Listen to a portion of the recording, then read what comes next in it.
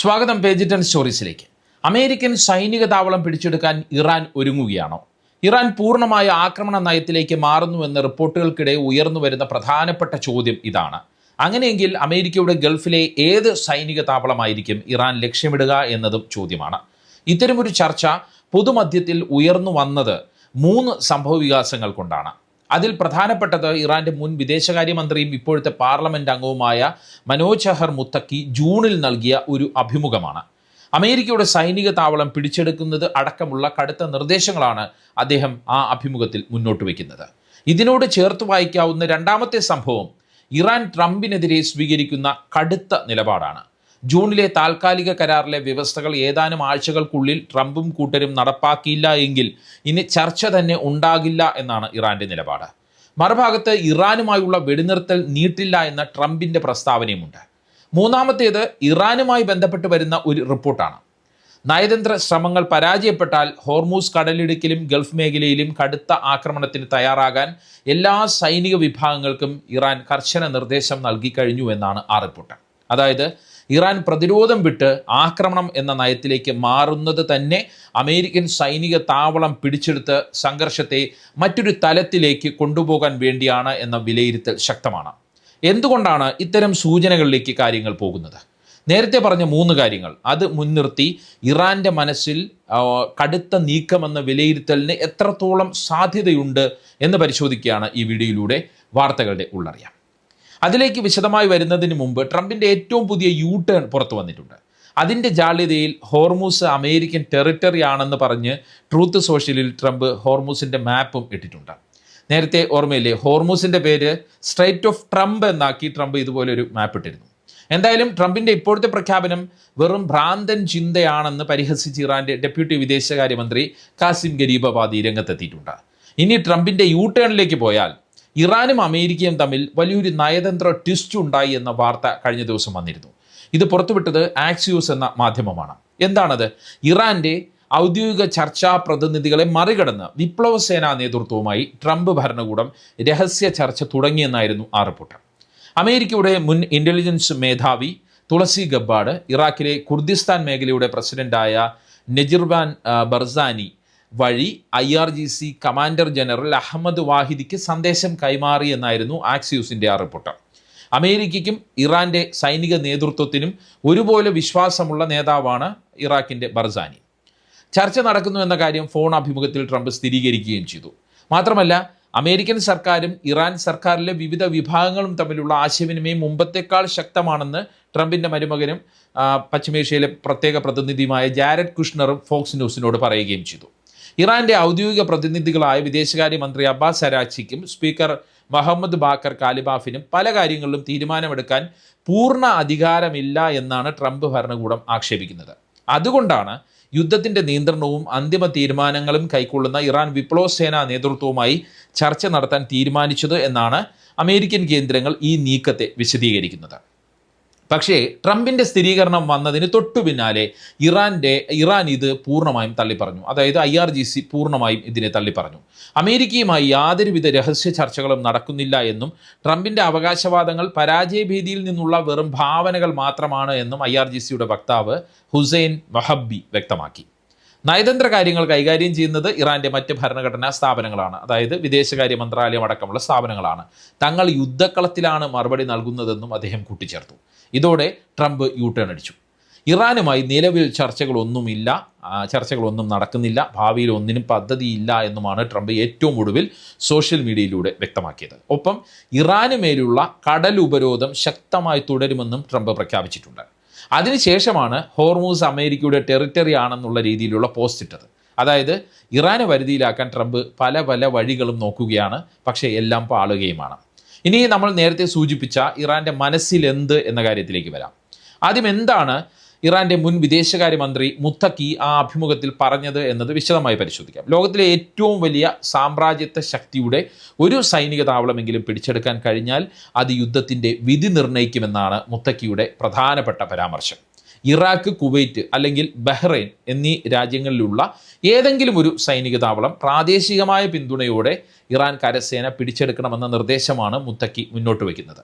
താവളം ആക്രമിച്ച് 100 മുതൽ 200 വരെ അമേരിക്കൻ സൈനികരെ ബന്ദികളാക്കി ഇറാനിലേക്ക് കൊണ്ടുവരണമെന്ന നിർദ്ദേശവും അദ്ദേഹം ഈ അഭിമുഖത്തിൽ കൂട്ടിച്ചേർക്കുന്നുണ്ട്. 1979 ടെഹ്റാനിൽ അമേരിക്കൻ നയതന്ത്ര ഉദ്യോഗസ്ഥരെ ബന്ദികളാക്കിയതുപോലെയുള്ള ഒരു നീക്കത്തിലൂടെ അമേരിക്കയെ പൂർണ്ണമായും നിഷ്പ്രഭമാക്കാനും അമേരിക്കയുടെ സൈനിക നീക്കം ഇറാന് മേലുള്ള സൈനിക നീക്കം അവസാനിപ്പിക്കാനും കഴിയുമെന്നാണ് മുത്തക്കി പറയുന്നത്. മാത്രമല്ല, അമേരിക്കൻ താവളങ്ങൾക്ക് മണ്ണൊരുക്കുന്ന ജോർദാനും മറ്റ് 6 ഗൾഫ് രാജ്യങ്ങളും ഇറാൻ്റെ ശത്രുക്കളാണ് എന്ന് പ്രഖ്യാപിക്കണമെന്നും മുത്തക്കി ഈ അഭിമുഖത്തിലൂടെ ആവശ്യപ്പെടുന്നുണ്ട്.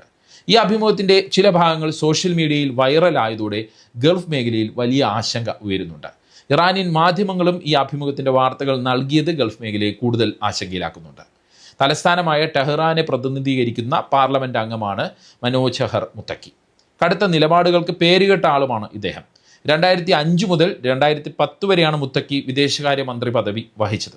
പക്ഷേ മുത്തക്കിയുടെ ഇത്തരം തീവ്ര നിലപാടുകൾ ഇറാൻ്റെ ഇപ്പോഴത്തെ ഭരണ നേതൃത്വത്തിൽ വളരെ പരിമിതമായ സ്വാധീനം മാത്രമേ ഉണ്ടാക്കൂ എന്നുള്ളതാണ് പൊതുവിലയിരുത്തൽ. എന്നാൽ മുത്തക്കിയെ പോലുള്ളവരുടെ ഇത്തരം പ്രസ്താവനകൾ അനുവദിക്കുന്നതിലൂടെ തങ്ങൾ വിട്ടുവീഴ്ചയ്ക്ക് തയ്യാറാകാത്ത നിലയിലാണ് ഇപ്പോഴുള്ളത് എന്ന സന്ദേശം അമേരിക്കയ്ക്ക് നൽകുക എന്നതാണ് ഇറാൻ പയറ്റുന്ന തന്ത്രം. പക്ഷേ അപ്പോഴും ഇത്തരം ചില നീക്കങ്ങൾ ഇറാൻ്റെ നേതൃത്വത്തിനുള്ളിൽ വളരെ രഹസ്യമായി സജീവമായ ചർച്ചയിലുണ്ട് എന്ന ചില വിലയിരുത്തലുകളും പുറത്തു വരുന്നുണ്ട്. അമേരിക്ക ഇനിയും ഒരു ആക്രമണത്തിന് മുതിർന്നാൽ ഇറാൻ ഒരുപക്ഷെ മുത്തക്കി പറഞ്ഞതുപോലെ അമേരിക്കൻ താവളം പിടിച്ചെടുക്കാനുള്ള നീക്കം നടത്തിയേക്കാമെന്ന് പ്രമുഖ ഇറാനിയൻ അനലിസ്റ്റുകൾ തന്നെ പറയുന്നു. അങ്ങനെയെങ്കിൽ ഏത് അമേരിക്കൻ താവളമായിരിക്കും ഇറാൻ ലക്ഷ്യമിടുക? അതാണ് അടുത്ത ചോദ്യം. ഇതിന് 2 താവളങ്ങൾ എന്ന ഉത്തരമാണ് ഇറാൻ നേതൃത്വവുമായി അടുത്ത് നിൽക്കുന്നവർ നൽകുന്നത്. ഒന്ന് കുവൈറ്റിലെ ക്യാമ്പ് ബ്യൂറിംഗ്, 2 കുവൈറ്റിലെ തന്നെ camp Arifjan.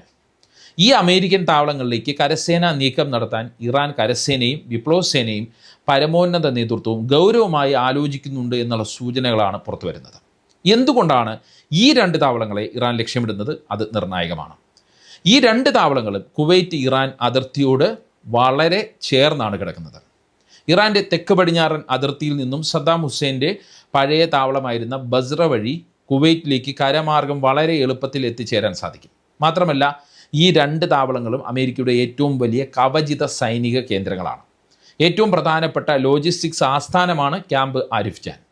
American central കമാൻഡിൻ്റെ കീഴിലുള്ള ആയിരക്കണക്കിന് സൈനികരും വൻതോതിൽ ആയുധശേഖരവും ഈ ക്യാമ്പ് ആരിഫ് ജാനിലുണ്ട്. അമേരിക്കൻ കരസേനയുടെ കവചിത വാഹനങ്ങൾ, വ്യോമ പ്രതിരോധ സംവിധാനങ്ങൾ എന്നിവ വലിയ തോതിൽ വിന്യസിച്ചിരിക്കുന്നത് മറ്റൊരു താവളമായ ക്യാമ്പ് ബ്യൂറിങ്ങിലാണ്.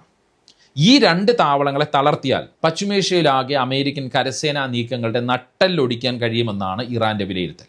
കൂടാതെ ഇറാൻ്റെ മിസൈലുകളെ പ്രതിരോധിക്കാൻ അമേരിക്ക സ്ഥാപിച്ചിട്ടുള്ള പാട്രിയോട്ട് മിസൈലുകൾ, അതിൻ്റെ പ്രതിരോധ ബാറ്ററികൾ പ്രധാനമായും ഉള്ളത് ഈ താവളങ്ങളിലാണ്. ഇനിയുള്ള ചോദ്യം, ഇറാൻ നേരിട്ട് ഒരു കരസേനാ നീക്കത്തിന് മുതിരുമോ അതോ ഇറാഖി മിലിഷ്യകളെ മുൻനിർത്തിയുള്ള നീക്കമാണോ ആലോചിക്കുന്നത് എന്നതാണ്. അത് കണ്ടറിയേണ്ട കാര്യമാണ്. ഒരു കാര്യം എന്തായാലും വ്യക്തമാണ്, ഇറാൻ വലിയ മുന്നൊരുക്കത്തിലാണ്. സൈനിക നേതൃത്വത്തിൽ വരുത്തിയ മാറ്റം ആ മുന്നൊരുക്കത്തിൻ്റെ ഭാഗം തന്നെയാണ് എന്ന് പറയാം. അമേരിക്കയ്ക്കെതിരെ കടുത്ത നിലപാട് സ്വീകരിക്കുന്നവരാണ് സൈനിക നേതൃത്വത്തിലേക്ക് വന്നവരിൽ ഭൂരിഭാഗവും. അതിൽ ഇറാഖ് യുദ്ധത്തിൽ നേരിട്ട് പങ്കെടുത്തവരും ഉണ്ട് എന്നതും നമ്മൾ നോക്കിക്കാണണം. സൈനിക നേതൃത്വത്തിലെ ഈ മാറ്റത്തിൻ്റെ പ്രതിഫലനമാണ് ഇറാൻ്റെ സൈനിക നയത്തിൽ വരുന്ന മാറ്റങ്ങൾ. ഇത്രയും നാൾ അമേരിക്ക വ്യോമാക്രമണം നടത്തിയാൽ അതിന് അനുസൃതമായ തിരിച്ചടി എന്ന നയമാണ് ഇറാൻ സ്വീകരിച്ചു പോകുന്നത്. ജൂണിന് ശേഷം അതിൽ നിന്ന് ഇറാൻ മാറിയെന്ന സൂചനകൾ വന്നിരുന്നു. ഇപ്പോൾ ആ നയം പൂർണ്ണ അവസ്ഥയിലേക്ക് എത്തിയിരിക്കുന്നു എന്ന വിലയിരുത്തൽ നമുക്ക് നടത്താൻ കഴിയും. അതായത് ഇനി ആക്രമണത്തിന് തിരിച്ചടിയല്ല, പൂർണ്ണമായ ആക്രമണ നയം സ്വീകരിക്കാനാണ് ഇറാൻ ഒരുങ്ങുന്നത്, അല്ലെങ്കിൽ ഇറാൻ്റെ പടയൊരുക്കം. ഹോർമൂസ് കടലിടുക്കിൻ്റെ കാര്യത്തിൽ കൂടുതൽ കർശനമായ നിലപാടിലേക്ക് ഇറാൻ പോവുകയാണ്. ചർച്ചകളിൽ ഒരു തീരുമാനമാകാതെ കടലിടുക്ക് തുറക്കില്ല എന്നാണ് ഇറാൻ്റെ പാർലമെൻറ്റ് സ്പീക്കർ മുഹമ്മദ് ബാക്കർ കാലിബാഫ് പ്രഖ്യാപിച്ചിട്ടുള്ളത്.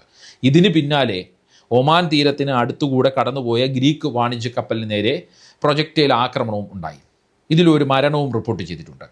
അമേരിക്കയുടെ നാവിക ഉപരോധം തകർക്കുന്ന ആക്രമണ പദ്ധതികളും തങ്ങളുടെ അജണ്ടയിൽ ഉണ്ട് എന്നാണ് മുതിർന്ന ഇറാനിയൻ ഉദ്യോഗസ്ഥർ പറയുന്നത്. ഇതിനൊപ്പം ഇറാൻ തങ്ങളുടെ ബാലിസ്റ്റിക് മിസൈലുകളുടെയും ഡ്രോണുകളുടെയും ഉൽപ്പാദനം വൻതോതിൽ കൂട്ടിയെന്ന റിപ്പോർട്ടുകളും പുറത്തു വന്നിട്ടുണ്ട്. അമേരിക്കയുടെ പ്രതിരോധ മിസൈലുകളെ തകർക്കാൻ ഒരേ സമയം വലിയ കൂട്ടമായി ഡ്രോണുകളും മിസൈലുകളും തുരുതുരെ അയക്കുന്ന തന്ത്രമായിരിക്കും ഇറാൻ ഇനി കൂടുതൽ പയറ്റുക. ഈ തന്ത്രത്തിലൂടെയാണ് ജോർദാനിൽ അമേരിക്കൻ സൈനികർ കൊല്ലപ്പെട്ട കനത്ത ആക്രമണം ഇറാൻ നടത്തിയത്. ആ രീതി തുടരാനാണ് ഇറാൻ ഉദ്ദേശിക്കുന്നത്. ചുരുക്കത്തിൽ വെറുമൊരു പ്രതിരോധത്തിൽ ഒതുങ്ങാതെ അമേരിക്ക അമ്പരപ്പിക്കുന്ന പ്രത്യാക്രമണ തന്ത്രങ്ങളിലേക്കാണ് ഇറാൻ ചുവടുവെക്കുന്നത് എന്ന സൂചനകൾ തന്നെയാണ് പുറത്തേക്ക് വരുന്നത്. അമേരിക്കൻ സൈനിക താവളം ലക്ഷ്യമിട്ടുള്ള നീക്കമോ മറ്റോ സംഭവിച്ചാൽ അതിൻ്റെ പ്രത്യാഘാതം ഏത് രീതിയിലായിരിക്കുമെന്നത് പറയാൻ പറ്റാത്ത സ്ഥിതിയിലുമാണ്. അത് പശ്ചിമേഷ്യയെ മാത്രമല്ല ലോക സാമ്പത്തിക ക്രമത്തെ പിടിച്ചുലയ്ക്കുന്ന മഹായുദ്ധത്തിലേക്ക് കാര്യങ്ങളെ എത്തിക്കുമോ എന്നുള്ള ആശങ്ക ശക്തമാണ്. അതായത് ഇറാൻ അമേരിക്ക നയതന്ത്രത്തിൻ്റെ വഴികൾ ഇനിയും തുറക്കുമോ, അതോ പശ്ചിമേഷ്യ മറ്റൊരു വൻ സൈനിക ഏറ്റുമുട്ടലിലേക്ക് നീങ്ങുമോ എന്നതാണ് ചോദ്യം. വരും ദിവസങ്ങളിലെ ട്രംപിൻ്റെയും ഇറാൻ്റെയും നിർണായക നീക്കങ്ങളെ ആശ്രയിച്ചായിരിക്കും കാര്യങ്ങൾ. ഈ വീഡിയോയെക്കുറിച്ചുള്ള നിങ്ങളുടെ അഭിപ്രായം കമൻറ്റ് ചെയ്യുക. മറ്റൊരു വിഷയത്തിൽ സിംപിളി ഇൻ ഡെപ്ത് വീഡിയോയുമായി വീണ്ടും കാണാം. ഞാൻ അൻഷാദ് മില്യാസ് സൈനിങ് ഓഫ്.